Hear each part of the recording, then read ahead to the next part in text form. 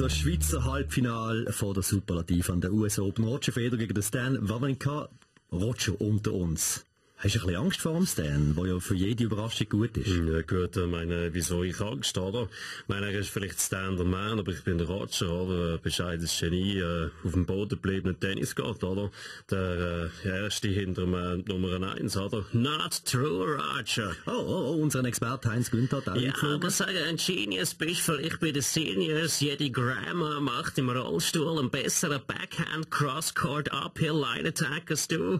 Okay, nicht am Morgen schon so einen staubigen Tischtennis-Amateur, oder? Wo sein beste Tennis, sollte ich sagen, im ersten Level auf einem Gameboy spielt. Hey, come on. Themawechsel her. Fußball. Die Schweizer schlappen gegen England dieser Woche. Na gut, es sind halt nicht alle Schweizer Sportler die besten von allen Zeiten, oder? Vielleicht essen die jetzt gesund, oder? Ich empfehle Ihnen Schöckeli von Lind, Champagner von Moët und Kaffee von Jura mit einem Rasierschäumchen von Gillette, oder? Vor dem nächsten Spiel besser ein paar strukturierte Produkte von der CS rauchen, oder? Aha. Was sagt Trainerlegende? Christian Gross von England ja auch mal Trainer war. Ja, das liegt an der Zeitverschiebung. Die Engländer sind eine Stunde zurück. Das heisst, dass die Schweizer schon noch oder 60 Minuten mehr dabei haben.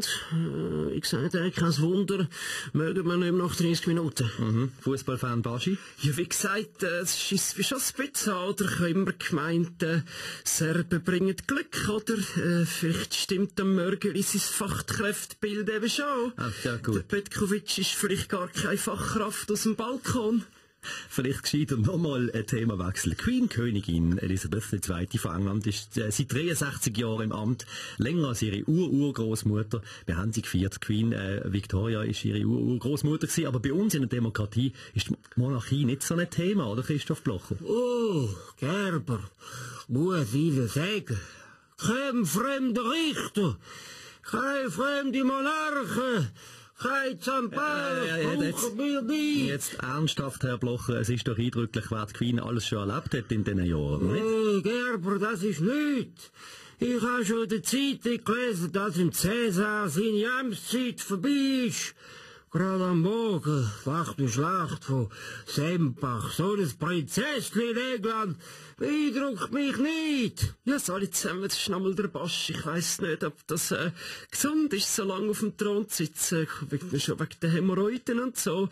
Irgendwann hast du auch nichts mehr zu lesen. Schatz, haben wir das den Blick am Morgen. Queen ist immer noch hure geil, aber viel besser gewesen mit dem Freddie Mercury. Zum Glück ist Freitag.